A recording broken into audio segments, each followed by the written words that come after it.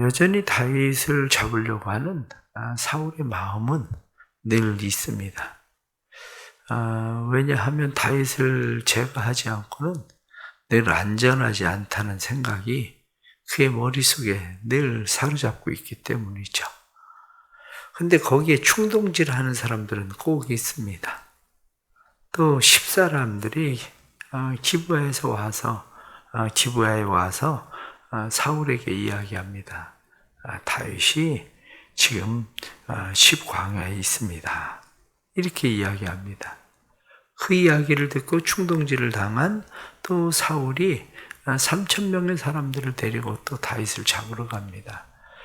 앞에서도 3,000명의 군인 이렇게 이야기하는 것을 보면 아마 왕이 움직일 때에 그를 호위하고 있는 기본적인 병력이 한 3,000명가량이 함께 움직이는 그런 병력이었었던 것 같습니다. 그래서 그들은 다윗을 잡으러 갔지만 전쟁을 하러 간 것이 아니니까 굳이 그렇게 경계를 강화시키고 이렇게 해서 지금 그들이 있어야 될 처지는 아닙니다. 그러니까 밤중에 다 그냥 편안하게 진을 치고 잠을 자고 있었죠. 그때 다윗이 사람들에게 이야기합니다. 누가 나하고 저 진에 들어갈 거냐. 이렇게 이야기했더니 아비새가 이야기하기를 내가 당신과 함께 가겠습니다. 그래서 아비새와 함께 다윗이 진으로 들어갑니다. 그래서 사울의 진에서 그가 물병을 가지고 오게 됐죠. 이 창과 물병을 가지고 오게 되는데 그때 아비새는 이야기합니다. 기회입니다. 죽이십시오. 그러나 여전히 다윗의 마음 가운데는 내가 여호와의 기름 부음 받은 자를 해하는 것이 옳지 않다. 그리고 그는 창과 물병을 가지고 돌아오게 됩니다. 그리고 그때가 이제 밤중이니까 멀리 떠나와서 크게 그가 아브넬을 부릅니다. 아브넬을 부르면서 이야기하기를 내가 왕의 용사 아니냐, 왕을 지켜야 될 사람 아니냐, 근데 왕을 지키지 않고 뭐 하고 있는 거냐, 왕의 생명을 해하려고 하는 자가 다녀갔다. 그러면서 이야기하죠. 그의 목소리를 알아들은 아브넬, 그리고 그가 또 사울이 그 상황에서 깨어서 다윗에게 이야기하기를 오늘도 본문 말씀 보니까 내 아들아 이렇게 이야기하게 됩니다. 그러면서 돌아와라. 내 아들 다윗아 돌아오라. 내가 오늘 내 생명을 귀하게 여긴 것처럼 다시는 내가 너를 해하지 않겠다. 이렇게 이야기합니다. 그리고 다윗은 자기 길로 가고 사울은 돌아갔다. 이 이야기가 이제 26장에 나타나는 말씀이죠. 이 26장에 나타난 말씀 가운데 또다시 우리가 하나님의 말씀을 생각하는 것은 다윗의 마음 가운데 여전히 있는 것, 사울의 마음 가운데 여전히 있는 것, 그것이 무엇인가 하는 것을 우리는 보게 됩니다. 그것은 다윗에게 사울은 존경의 대상은 아닙니다. 내가 존경해야 될 만한 왕이라고 해서 사람을 존경하지는 않습니다. 때로는 아버지라고 해서 꼭 존경하는 건 아닙니다. 존경의 대상은 아니죠. 그러나 존경의 대상은 아니어도 존중히 여길 줄은 안다는 거죠. 우리는 잘못 생각하고 있는 게 있습니다. 그게 뭐냐면 존경할 대상이 아니기 때문에 존중히 여기지 않아도 된다고 생각하는 거죠. 부모에 대해서 존경할 대상이 아니기 때문에 존중히 여기지 않는 사람도 많습니다. 때로는 남편에 대해서도 존경할 대상이 아니기 때문에 존중히 여기지 않는 사람도 많습니다. 학교에서 선생님에 대해서도 인격적으로 때로는 존경이 가지 않는 사람도 있습니다. 그러나 그렇다고 해서 존중이 여기지 않아도 되는 것은 아닙니다. 사람들이 잘못 생각하고 있는 것이 내가 존경할 대상이 아니기 때문에 내가 존중히 여기지 않고 내가 무시해도 된다는 생각을 사람들은 의외로 많이 합니다. 그러나 오늘 본문에 나타난 다윗을 보면 존경할 대상은 아닙니다. 그러나 존중히 여겨야 될 사람이라는 것은 압니다. 그것은 뭐냐? 바로 여호와의 기름 부음 받은 자. 이렇게 이야기합니다. 우리가 그렇게 생각하면 모든 사람은 하나님의 형상으로 지음받은 사람들이라는 것입니다. 모든 사람들은 하나님의 형상으로 지음받은 사람이기 때문에 우리가 존중히 여겨야 될 사람들이라는 거예요. 때로는 하나님의 형상으로 지음을 받았어도 존경의 대상은 아닐 수 있습니다. 그러나 하나님의 형상으로 지음받은 사람이 그의 삶의 위치가 어디에 있든지 사실은 그게 중요한 것이 아니라 하나님의 형상으로 지음받은 자, 여호와께 기름 부음 받은 자라고 다윗이 생각을 하던 것처럼 우리는 존중히 여겨야 됩니다.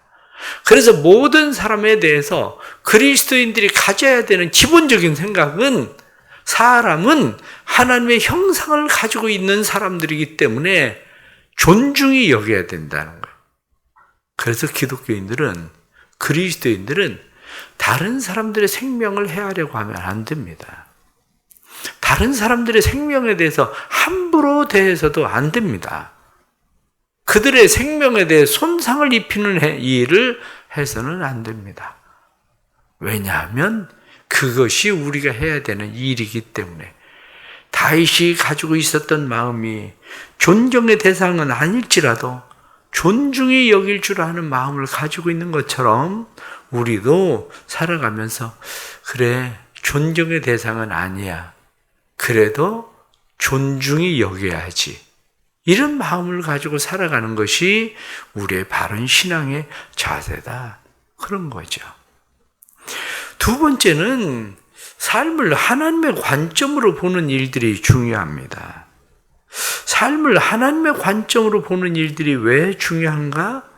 오늘 성경 본문에 나타난 말씀 12절 말씀을 보면 여호와께서 그들을 깊이 잠들게 하셨으므로 그들이 다 잠들어 있었기 때문이었더라. 다윗이 사울의 장막에 조용히 들어갔다가 나왔습니다. 거기서 창과 물병을 가지고 나왔는데 성경은 그 관점을 뭐라고 이야기하느냐? 성경은 여호와께서 그들을 깊이 잠들게 하셨으므로. 여기 깊이 잠들다. 이 깊은 잠이라고 하는 이 말은 타스테마라고 하는 말입니다. 이 타스테마라고 하는 이 말은 하나님께서 아담을 깊이 잠들게 하시고 갈빗배를 빼서 하와를 만들었을 때 이야기하고 똑같은 얘기예요. 그러니까 하나님께서 아담을 잠들게 하시던 것처럼 깊이 잠들게 해서 하나님의 작업이 끝날 때까지, 일이 끝날 때까지 하나님께서 그를 깨지 못하게 하신 것처럼 지금 이것은 깊이 잠들게 해서 하나님이 깨지 않게 하셨다는 거예요. 이게 관점이에요, 관점. 이 사람들이 그냥 피곤해서, 굳이 그렇게 전쟁하러 나온 것도 아니니까 경계를 강화해서 경계할 이유가 그렇게 없으니까 그냥 이 사람들이 마음 놓고 그냥 편하게 잤다. 이렇게 생각하는 게 아니고 하나님이 잠들게 하셨다. 이게 관점이란 말이에요. 장마라 비가 옵니다. 그러면 우리는 비가 온다. 이건 보통 세상 사람들이 하는 관점이에요. 그러나 그리스도인들의 관점은 하나님이 비를 주시는 거예요. 하나님 비를 내리게 하신다? 하나님께서 오늘도 비를 주셨다? 똑같은 사건인데 관점인 거예요. 그렇게 우리가 삶을 보면 우리의 삶에도 이 관점이라고 하는 것이 왜 중요하냐? 이 관점이 중요한 것은 바른 관점이 생겼을 때에 오늘 성경 뒤로 넘어가서 25절에 나타난 말씀 보면 사울이 다윗에게 이르되 내 아들 다윗아 내게 복이 있을지로다 내가 큰 일을 행하겠고 반드시 승리를 얻으리라. 여기 말씀 보면 이 관점이 지금 사울의 관점이 아니라 하나님의 관점이라는 거죠. 이 사울은 지금 자기의 생각을 말하는 것 같습니다. 왜? 나를 죽이지 않았으니까. 나를 죽이지 않았으니까 자기의 생각을 말하는 것 같은데 실상은 자기의 생각을 말하는 것이 아니라 사실은 하나님의 관점이 지금 사울을 통해서 나오는 거예요. 그러면 다윗은 누구냐? 다윗에 대해서 이야기하기를 다윗은 복받을 사람. 다윗은 누구냐? 이렇게 이야기하면 다윗은 큰 일을 행할 사람. 다윗이 누구냐? 반드시 승리를 얻을 사람. 이게 바로 하나님의 관점인 거죠. 내가 다른 사람들을 볼 때에 다른 사람에 대해서 아유 인간 왜 저래? 이렇게만 볼 게 아니에요. 하나님의 관점으로 사람들을 바라보면 괜찮아. 너한테는 기대가 있어. 괜찮아. 하나님이 너에게 복 주실 거야. 괜찮아. 하나님이 너로 하여금 승리를 얻게 하실 거야. 그러니까 누군가를 바라볼 때에 사람들을 바라볼 때 내 관점으로만 그냥 바라볼 것인지 아니면 하나님의 관점으로 누군가를 바라볼 것인지 바로 그것이요. 그렇습니다. 관점을 바꿔야 돼. 우리의 관점을. 사람의 관점으로 사람을 보려고 하는 것이 아니라 내 관점으로 사람을 보려고 하는 것이 아니라 하나님의 관점으로 사람을 보려는 것. 상황을 내 관점으로만 보려고 하는 것이 아니라 하나님의 관점으로 상황을 보려고 하는 것. 이 관점의 훈련이 필요합니다. 그렇게 되면 우리는 범사에 감사할 수 있는 거죠. 나한테 왜 이런 일이 늘 생기는 거야? 이게 아니라 하나님이 나를 통해서 하실 일이 기대되는 거죠. 힘들고 어려울수록 관점을 바꾸십시오. 내 관점이 아니라 하나님의 관점으로 삶을 보는 관점. 오늘 성경은 여호와께서 그들을 깊이 잠들게 하셨으므로 그들이 다 잠들어 있기 때문이었다. 그렇습니다. 하나님이 하셨다는 거예요. 그래서 어떤 일이 일어났을 때에 우리는 내가 한 것이 아니라 하나님이 한 것. 그러면 또 하나 생각을 해보십시오. 다윗이 사울을 죽이지 않은 것이 자기가 죽이고 싶지 않아서 죽이지 않은 겁니까? 그게 아니라는 거예요. 하나님이 다윗의 마음 가운데 그를 존중히 여길 수 있는 마음을 주셨기 때문이라는 거예요. 그렇기 때문에 우린 삶에서 내가 자랑할 게 아무것도 없어요. 왜? 내가 자랑할 수 있는 게 없는 이유는 하나님이 하셨기 때문이죠. 마지막 하나는 우린 늘 두 자아 사이에서 싸웁니다. 이 두 자아 사이에서 싸우는데 오늘 21절에 나타난 말씀을 보면 사울이 이르되 내가 범죄하였다. 내 아들 다윗아 돌아오라. 내가 오늘 내 생명을 귀하게 여겼은즉 내가 다시는 너를 해하려 하지 아니하리라. 내가 어리석은 일을 하였으니 대단히 잘못되었도다. 지금 사울의 이 이야기가 거짓말입니까? 아닙니다. 거짓말 아닙니다. 지금 사울의 마음 가운데는 다윗을 아들같이 생각하는 마음이 사실입니다. 다윗을 귀하게 여기는 마음도 사실입니다. 앞에서도 그랬고 지금 문제는 사울은 두 자아 사이에서 싸움을 하고 있는 거죠.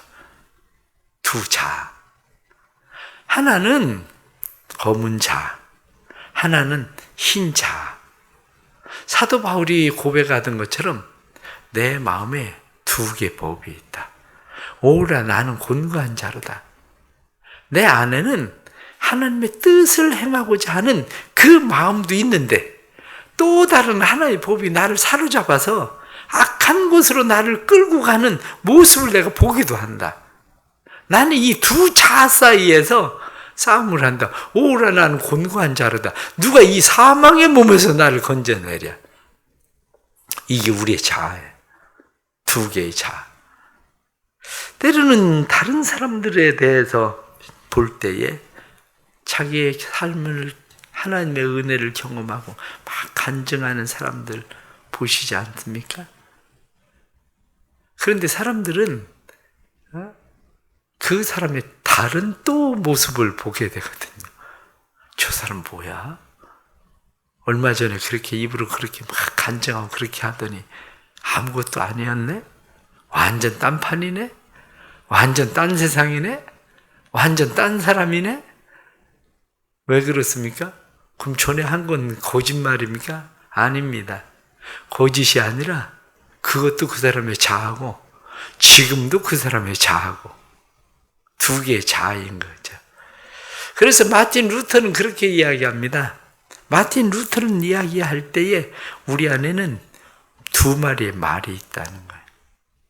하나는 검은 말이고 하나는 흰 말이고. 그런데 누가 힘이 세냐?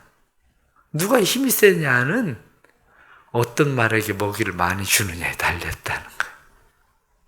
흰 말에게 먹이를 많이 주면 흰 말의 힘이 세지고 검은 말에게 먹이를 많이 주면 검은 말이 세지고 무엇에 고삐를 강하게 당기느냐에 달려 있다는 거예요. 흰 말에 고삐를 당기면 흰 말은 멈출 거고 검은 말에 고삐를 당기면 검은 말이 멈출 거고. 그래서 우리 안에는 이 검정말, 분노, 질투, 시기, 슬픔, 후회, 탐욕, 오만, 자기 연민, 분노, 열등감, 우리 안엔 그저 수많은 검은 말들이 우리 안에 있어요. 그러나 우리 안엔 또 다른 흰 말이 있습니다. 그런 선이라고 하는 또 다른 흰 말은 기쁨, 평화, 사랑, 희망, 그리고 겸손, 자비, 공감, 인내, 믿음, 정직, 애정, 수많은 흰 말들도 우리 안에 있습니다. 무엇을 잘 먹이고 싶습니까? 사울은 순간순간 검은 말을 먹이기 시작해. 10사람들이 와서 다윗에 대해서 이야기할 때에 그 말에게 먹이를 듬뿍 줍니다. 그러니까 다윗을 잡으러 가야 되겠다 생각을 하고 다윗을 잡으러 갑니다. 그런데 다윗의 이야기를 들으니까 흰 말이 그 안에 살아나기 시작해요. 검정말에 고삐를 당기기 시작하니까 다윗을 향한 분노, 질투, 시기 이런 것들이 멈추기 시작해요. 오늘 하루도 우리는 이 싸움을 싸웁니다.